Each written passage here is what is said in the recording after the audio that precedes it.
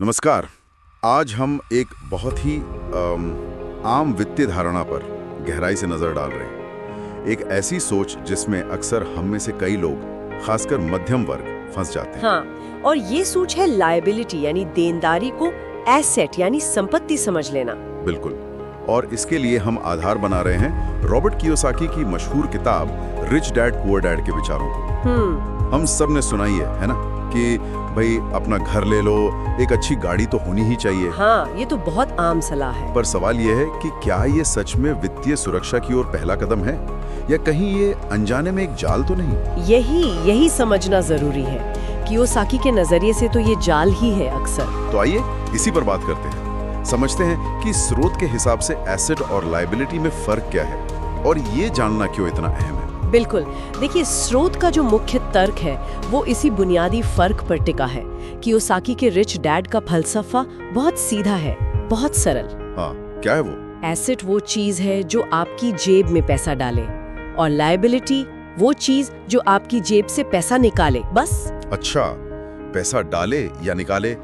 तो फिर इस परिभाषा के हिसाब से वो घर जिसमें हम खुद रहते हैं, जिसकी मोटी ईएमआई हर महीने जाती है, हाँ वही, वो असल में आपकी जेब से पैसा निकाल रहा है ना, डाल तो नहीं रहा। तो कियोसाकी के हिसाब से वो लायबिलिटी हुई। ये तो सोचने का नजरिया काफी अलग है, क्योंकि हमें तो हमेशा यही सिखाया गया है कि घर सबसे बड़ी संपत्ति है। सही कहा, पारंपरिक सोच यही है। तो मतलब रोजमर्रा की चीजें जैसे अपना घर या पर्सनल गाड़ी, जिन्हें हम अक्सर अपनी सबसे बड़ी पूंजी मानते हैं, वो कियोसाकी के हिसाब से संपत्ति नहीं है अगर उनसे कोई आमदनी नहीं हो रही। हाँ, उनके तर्क के अनुसार तो यही है।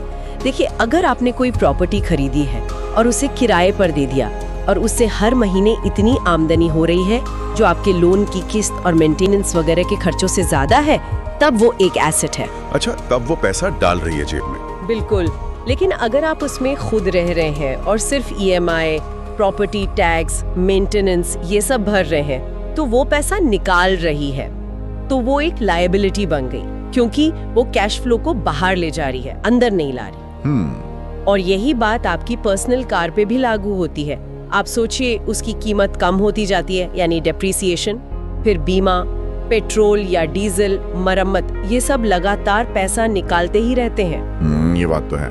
अच्छा, और स्रोत ये बताता है कि ये गलतफहमी इतनी आम क्यों है? लोग क्यों लायबिलिटी को एसेट समझ लेते हैं? हाँ, इसकी वजह वो बताते हैं वित्तीय साक्षरता की कमी, फाइनेंशियल लिटरेसी की कमी। अच्छा, जैसा किताब में भी जिक्र है। बिल्कुल। कियोसाकी इसी बात पे जोर देते हैं कि हमारे स्कूल सिस्टम में हमें पैसा कमाना तो सिखाया जाता है, पर पैसे को संभालना कैसे है, उसे मैनेज कैसे करना है, या उसे अपने लिए काम पर कैसे लगाना है, ये नहीं सिखाया जाता। ये बात तो सही है। नतीजा ये होता है कि लोग अच्छी तनख्वाह कमाते तो हैं, लेकिन फिर उसे ऐसी चीजों पर खर्च कर देते हैं जो लगातार उनके पैसे को सोखती रहती हैं, जैसे बड़ा घर, नई चमचमाती गाड़ी, लेटेस्ट फोन या गैजेट्स। और उन्हें लगता है कि वो संपत्ति बना रहे हैं। हाँ, उन्हें लगता है कि वो अमीर बन रहे हैं, जबकि असल में वो देनदारियों का बोझ बढ़ा रहे होते हैं। ये सोच कुछ हद तक पुअर डैड की सोच से मिलती है, नौकरी की सुरक्षा पर ध्यान देना, न कि संपत्ति बनाने पर। अच्छा, तो फिर रिच डैड का रास्ता क्या है? इसके उलट, क्या वो पहले संपत्ति बनाने पर जोर देते हैं? बिल्कुल। स्रोत के मुताबिक अमीर बनने का रास्ता है पहले अपने एसेट्स का कॉलम भरना।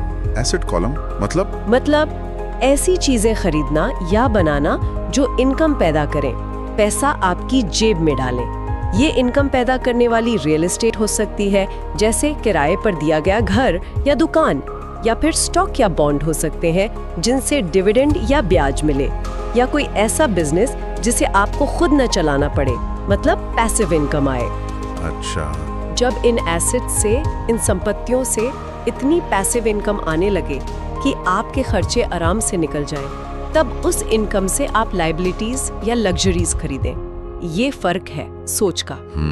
गरीब और मध्यम वर्ग पहले लायबिलिटी खरीदते हैं, घर, गाड़ी, लोन पर, और फिर उसके लिए जिंदगी भर काम करते रहते हैं, जबकि अमीर वो पहले एसेट बनाते हैं और फिर वो एसेट उनके खर्चों का भुगतान करते हैं। तो ये एक तरह से कैश फ्लो पैटर्न का ही अंतर हुआ। एकदम सही। मध्यम वर्ग कमाता है, फिर खर्च करता है, अक्सर लायबिलिटीज पर, और महीने के अंत में सोचता है पैसा गया कहाँ। हाँ। जबकि अमीर कमाते हैं, उसे एसेट में लगाते हैं, वो एसेट और पैसा कमाते हैं, और फिर उस बढ़ी हुई कमाई से खर्च करते हैं। बिल्कुल। लेकिन यहाँ एक सवाल उठता है, आम इंसान मतलब एक सामान्य नौकरी पेशा व्यक्ति वो शुरुआत कैसे करे? इनकम जनरेटिंग एसेट बनाना ये सुनने में एकदम से आसान नहीं लगता। हाँ, ये बात सही है। और कियोसाकी भी मानते हैं कि ये आसान नहीं है, पर ये जरूरी है। और शुरुआत छोटी हो सकती है। ऐसा नहीं कि पहले दिन ही लाखों का निवेश करना है। तो कैसे? पहला कदम तो है वित्तीय शिक्षा हासिल करना, सीखना, पढ़ना, समझना। जैसे ये किताब पढ़ना ही एक कदम है। ठीक है। फिर शायद जैसे कुछ पैसे बचाकर डिविडेंड देने वाले स्टॉक्स में धीरे धीरे निवेश करना शुरू कर सकते हैं, या कोई छोटी सी साइड हॉबी को इनकम सोर्स बनाने की कोशिश करना, जिससे थोड़ी पैसिव इनकम आ सके। मुख्य बात है अपनी सोच बदलना। सोच बदलना। हाँ, हर रुपया खर्च करने से पहले ये सोचना कि क्या ये एक एसेट खरीद रहा है या लायबिलिटी। क्या ये मेरे पैसे को बढ़ाएगा या कम करेगा। लगातार सीखते रहना और छोटे छोटे कदम उठाकर अपने एसेट वाले कॉलम को बढ़ाते जाना।